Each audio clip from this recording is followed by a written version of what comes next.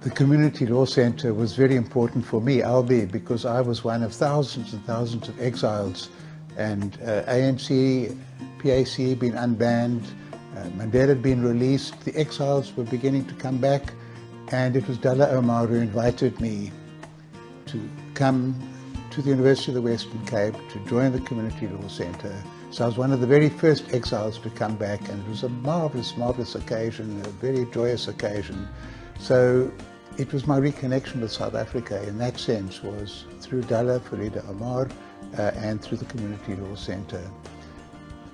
It became the engine room, I would say, the engine room of the intellectual foundations that were being laid for the new constitution in South Africa. UWC, we had not only Dalla Omar, and then Kara Asmal came afterwards, and Zolas Kouya came, and Bridget Mabandla came, and Yvonne Mahoro came, and there were other people came there working in different departments, different centres, but all coordinated through the CLC at UWC, and together with the Centre for Development Studies and the Constitutional Committee of the ANC, we organised a whole series of seminars, workshops on the electoral system. Why do we have proportional representation in South Africa today? It didn't just come out of the minds of some negotiator. We had a workshop organised primarily by the Community Law Centre, Centre for Development Studies, Constitutional Committee of the ANC. We discussed the whole question of the regions. Should we have a constitutional court? A very vital instrument in South Africa today. It was the Community Law Centre that was really pioneering the idea of having a constitutional court. And it so happened the main speakers at that workshop were Arthur Chaskelson and Pius Langa, who went on to become heads of those courts. And these were very, very open debates and discussions. They weren't designed to secure an advantage for the ANC or any political formation. This was for South Africa. He was a fun leader because he never walked around like an important leader. And he didn't see himself as a kind of gatekeeper, a micromanager.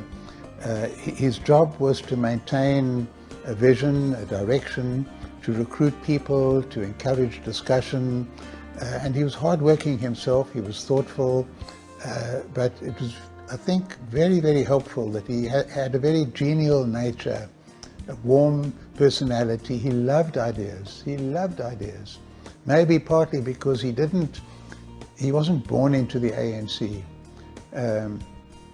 He had a unity movement background that sharpened his brain quite strongly. He moved over to the ANC, but it was a process of long theoretical, conceptual, practical evolution, development on his part. And I think that made him particularly open in ways that other people for whom the world was already clearly defined might have had quite the openness that he had. It was very Cape Town, you know.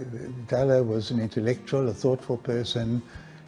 The tone, the accent, the mood, if you like, was what I would call Cape Town, people's Cape Town. And it was appropriate because we were trying to now develop something that would have a sense of warmth, of humanity, of respect for human dignity in it. And when the person who is, in a sense, coordinating, it's more than coordinating, managing, guiding. He wasn't like the leader with a capital T and a capital L.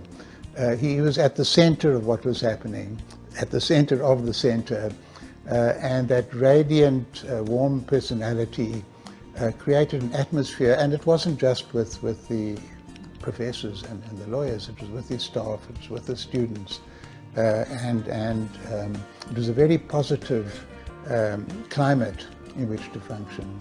The idea of the community standing together not only to overcome the force of the repression, but to say, here we are somebody, we matter, we count, all of us, and we do it together. That was very, very strong. In that sense, the notion of the community emerged from the practice of struggle, and the law center then was to give a significance to the role of law in advancing popular struggle and the rights of people. And it meant the rights didn't just mean the rights of the wealthy, the privileged, the powerful, the property owners, the moguls who dominated society, but the rights of the disenfranchised, the marginalized, the poor. To me, all of these themes were somehow embraced indirectly, but very forcefully in the very concept of a community law center. I suppose a lot had to do with that particular moment. It was a moment in the life of our nation, of our continent, of the world in a way, and the center was at the center. The overlap between people at the center and the Constitutional Committee of the ANC was also very, very important. So it wasn't like the center being consultants and being given a brief and doing some research and coming up with a position paper and handing it over. We were the same people, but benefiting from the academic environment, from the ability to research, to debate, to organize conferences, to get different opinions, to develop reports. So there was almost an organic relationship between the purely academic, not purely academic, the academic-based and academic style and mode on the one hand, and the engagement with the life of the nation on the other hand. And so Dalla became the first Minister of Justice. It wasn't an accident that happened. Zola Skweyiya became also a minister in the new cabinet. Kada Asmal, a minister in the cabinet. I went on to the Constitutional Court, following a different trajectory in that way. But we weren't consultants, we were participants.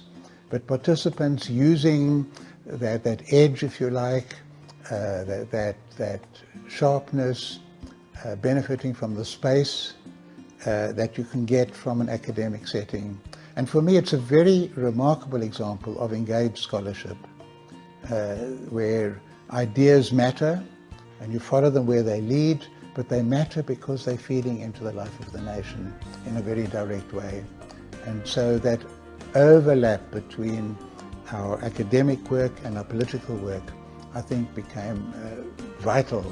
The political work infused the academic work with a sense of immediacy and importance and significance.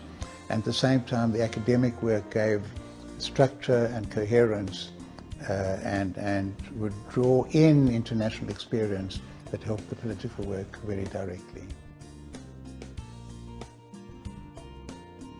But I think it should never lose the connection with some of the grand themes. It should always be a little bit ahead. It should always be challenging. It should have quite a lot of dreaming in it. It's that mixture of dreaming, imagining, thinking, conceptualizing on the one hand, and then that hard, nuggety, get your hands dirty, research on the ground on the other. If it can maintain those features, then I think its role is assured.